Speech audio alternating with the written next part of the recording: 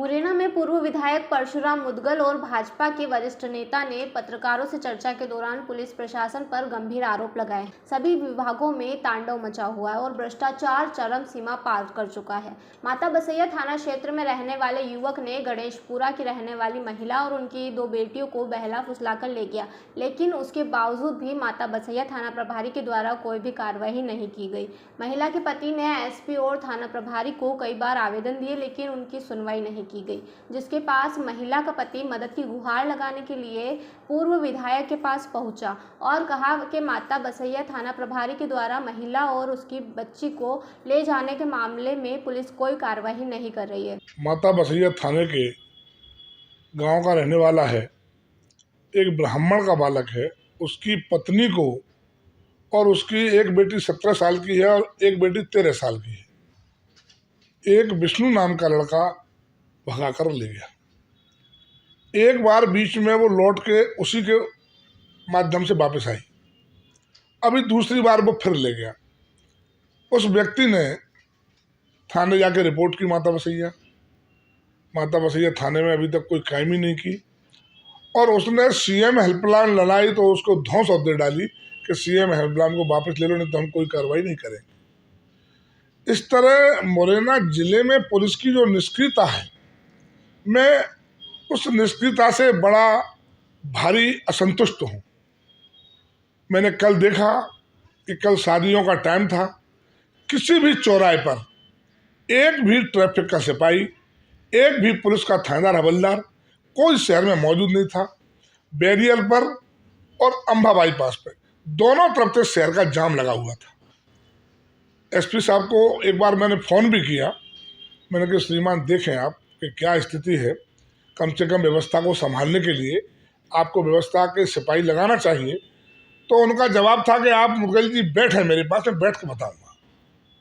मतलब नहीं गई, जब मैं बैठूं तब व्यवस्था। बिल्कुल सत्य है, हर थाने में लूट मचाई जा रही है।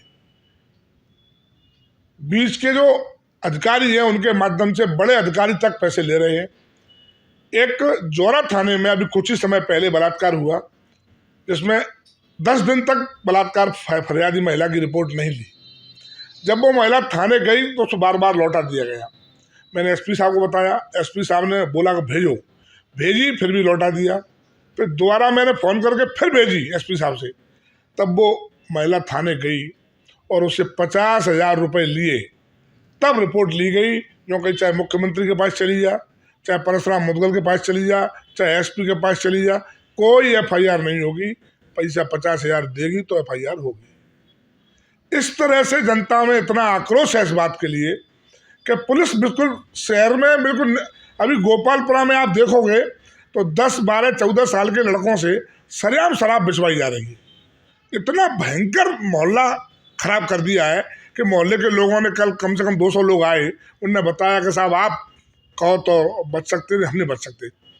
बहुत बुरी स्थिति। और किसी भी अधिकारी को मानता हूँ, लेकिन चूंक मैं ऊपर तक शिकायत कर चुका हूँ उस बात की।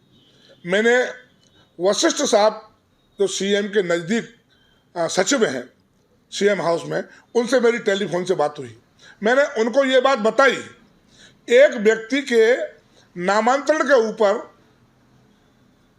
किसी पटवारी ने और तहसीलदार ने या नायब तहसीलदार ने उससे 50,000 रुपये की रसीद पैसे मांगे। ये बात मैंने सीएम हाउस तक बताई, माननीय नरेंद्र सिंह के पीए साहब को बताई। नरेंद्र सिंह से भी बात करनी तो वो बात नहीं हो पाई। कहने का तात्पर्य ये है कि भ्रष्टाचार के सामने ये हमारा सत्ताधारी दल है वो बिल्कुल नर्वस हो चुका है। क्या आपको लगता है किसी राजनीतिक दल के अधिकारी सुन नहीं? बड़े नेताओं के दल में जो निष्क्रियता है तभी तो ये पनप रहा है, नहीं तो क्यों पनपेगा भाई? सत्ताधारी दल का नेता अगर इस पर सख्ती कर देगा तो पुलिस की क्या औकात है कि पुलिस इस तरह से पैसा वसूल करेगी? किसी को सुनेगी नहीं। एक लड़की का बलात्कार होता है और बलात्कार होने के बाद वो 10-10 दिन तक थाने पे घूमती रहती है, तो उसका मेडिकल में क्या आएगा फिर? और मेडिकल क्या बताएगा किसी का बलात्कार हुआ है कि नहीं हुआ है? क्या इन मुद्दों को लेकर आगे को लेकर अब की बार भोपाल जाऊंगा, पूरा चिट्ठा बना के और सीएम साहब को लिख के दूंगा इसलिए कि जब वोट की नौबत आती है, जब चुनाव आता है, तब सीएम साहब फोन करके बुलाते हैं कि मुदगल जी को बुलाओ, भाई मुदगल जी मदद करो। हम क्या मदद करेंगे जब हम जनता की मदद नहीं कर पाएंगे तो जनता भारतीय जनता पार्टी को वोट कैसे देगी। आज पोजीशन जो है वो ये है कि जनता बिल्कुल भारतीय जनता पार्टी से दूरी बनाती जा रही है। उसका एक ही कारण है ये पुलिस की निष्क्रियता, समाज में जो प्रदूषण जो फैला रखा है, चाहे वो राजस्व विभाग का हो, चाहे वो पुलिस विभाग का हो, चाहे वो किसी और विभाग का हो।